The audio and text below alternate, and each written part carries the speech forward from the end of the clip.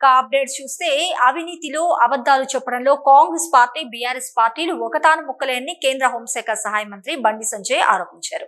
గోదావరి కన్లో సుడిగాలి పర్యటన చేసిన కేంద్ర మంత్రి బండి సంజయ్ కి బీజేపీ శ్రేణులు ఘన స్వాగతం పలకగా బీజేపీ జాతీయ నాయకులు ఎస్ కుమార్ ఇంటికి విచ్చేసిన బండి సంజయ్ మీడియాతో మాట్లాడుతూ బీఆర్ఎస్ ప్రభుత్వంలో కాళేశ్వరం పేరిట 1,00,000 కోట్లు దోచుకుంటే కాంగ్రెస్ ప్రభుత్వం మేమేమి తక్కువ కాదన్నట్లు మూసీ నది ప్రక్షాళన పేరుతో 1,00,000 కోట్లను దోచుకోవడానికి సిద్ధమైందంటూ ఆరోపించారు.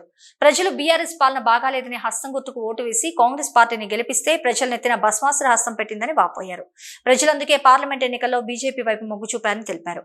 ఇక బీజేపీ పార్టీలో బీఆర్ఎస్ కలుస్తుందని కాంగ్రెస్ పార్టీ కొత్త డ్రామా మొదలుపెట్టిందంటూ పేర్కొన్నారు.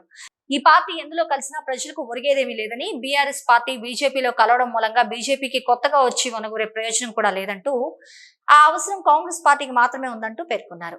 కాంగ్రెస్ పార్టీలో మంత్రులంతా ముఖ్యమంత్రులు కావాలన్న ఆశతో ఉన్నారని, అందుకే సంఖ్యాబలం పెంచుకునేందుకు బీఆర్ఎస్ పార్టీ కాంగ్రెస్ పార్టీలో విలీనం అవటం ఖాయమన్నారు. ఒక మూర్ఖత్వ పార్టీ, ఒక అవినీతి పార్టీ, ఒక కుటుంబ పార్టీ. దీన్ని చూసిన తర్వాత ప్రజలందరూ కూడా ఒకసారి మార్పు తీసుకొద్దాం, ఈ కుటుంబ పాలనను అంతమొందిద్దామని చెప్పి కమల పువ్వు మీద పోయాల్సిన ఓటు తప్పిదారి ఆ చేయి గుర్తు మీద చేస్తే ఆ చేయే భస్మాసుర హస్తంగా మారింది తెలంగాణ ప్రజలు. ఏదో ఇది ఒడ్డుపడ్డ చేపలకి కొట్లాడుకుని ఇద్దరు కాంగ్రెస్ పార్టీ పరిస్థితి ఉండే ఒకటేసారి అధికారాన్ని రాగానే ఇప్పుడు దోసుకుంటూ స్టార్ట్ అయ్యారు. 6 గ్యారంటీల విషయంలో చర్చనే లేదు. ఇక 6 గ్యారంటీల విషయంలో అద్దాల మెడలో కూర్చొని రుణమాఫీ చేస్తామంటున్నారు.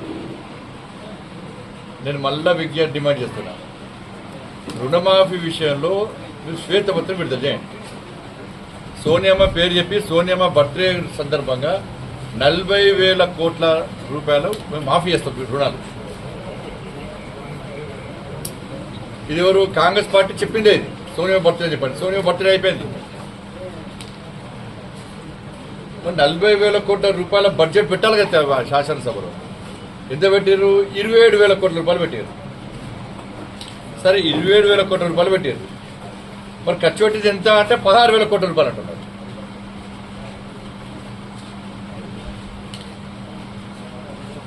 అంటే అర్థపర్థం లేకుండా, అందుబంతులు లేకుండా, హోదానికి కూడా సంబంధం లేకుండా ఒక నాయకుడు ఒక రకంగా, ఇంకో నాయకుడు ఇంకో రకంగా ఒక కన్ఫ్యూజన్ క్రియేట్ చేస్తున్నారు. అంటే ప్రజల లోపల చర్చ జరగాలి, మేము రుణమాఫీ చేయలేకపోతున్నామని చెప్పి ప్రజలు గుర్తించకుండా ఉండడానికి ఒక కన్ఫ్యూజన్ క్రియేట్ చేస్తున్నారు. బీఆర్ఎస్ పార్టీ మోసం చేస్తే ఈ పార్టీకి ఓటేస్తే ఇది బస్మాసుర హస్తలేక అయిపోయింది మా పరిస్థితి. రాజకీయ నాయకులు, రాజకీయ పార్టీలు తిట్లు తిట్టుకుంటారు తప్ప సమస్యకు పరిష్కారం మాత్రం దొరకలేదు అనేటువంటి ఆలోచన ఇవాళ సమాజంలో పట్టు ఉంది. ఇక దోసుకున్న వీళ్ళు శిక్షణ పొందుతుంది కేసీఆర్ దగ్గర. కేసీఆర్ కాళేశ్వరం మిషన్ భగీరథ పేరుతోని 1,00,000 కోట్లు చంపిండు. 30,000 ప్రాజెక్టులు 1,30,000 కోట్లు చంపిండు. 1,00,000 కోట్లు చంపిండు. ఇప్పుడు కాంగ్రెస్ పార్టీ చేస్తారు మూసీ నది పేరుతోని, ఫోర్త్ సిటీ పేరుతోని మళ్ళీ 1,00,000 కోట్లు చంపుతుంది. అంటే మేము దేని తక్కువ కాదు, 1,00,000 కోట్లు చంపుతాం, మేము 1,00,000 కోట్లు చంపుతాం. దీన్ని మూసీ నది పక్షాల అంచనాలు పెంచారు. వీళ్ళు కూడా 15,000 కోట్ల రూపాయలది 1,00,000 కోట్లకి వేసారు వీళ్ళు. ఇప్పుడు మళ్ళీ ఫోర్త్ సిటీ అంటున్నారు. ఫోర్త్ సిటీ పేరుతో పొట్టు ల్యాండ్స్ కొట్టుకుంటారు. ఈ ల్యాండ్స్ కు రేట్లు పెరగడానికి పెద్ద ప్లాన్ ఇది. అంత కేసీఆర్ కొడుకులకని అంతా సేమ్ మాఫియా. ఫస్ట్ ఏం చేయాలి? బీఆర్ఎస్ బీజేపీలో విలీనం అవుతుందంటే ప్రజలు ఏమనుకుంటారో చూద్దామని చెప్పి వాళ్ళు బిస్కెట్ ఇస్తారు అంతే. కానీ వాళ్ళిద్దరు ఆల్రెడీ కొంతమంది ఎమ్మెల్యేలు పోయినవే, ఇప్పుడు మళ్ళా మీతో కూడా పోతున్నారు. ఇప్పుడు మాకేమవసరం అంటే బీఆర్ఎస్ను విలీనం తీసుకుని అవసరం మాకేంది, ఏమవసరం? అది కదా వాళ్ళు విలీనం అయితే మా బీజేపీ ప్రభుత్వం వస్తుంది. ఏడవడం కాంగ్రెస్ వాళ్ళకు, కాంగ్రెస్లో అందరు మంత్రులందరూ ముఖ్యమంత్రి వాళ్ళని చూస్తున్నారు. 50% మంత్రులు మేము ముఖ్యమంత్రి వాళ్ళని చూస్తున్నారు, అవకాశం కోసం చూస్తున్నారు. ఈ లోపల ఎమ్మెల్యేల సంఖ్య నా కింద సంకలం ఇంతమంది ఎమ్మెల్యేలు ఉన్నారని చెప్పుకోవడానికి మాత్రమే ప్రయత్నం చేస్తున్నారు. వాళ్ళకి అవసరం, మాకు అవసరం లేదు.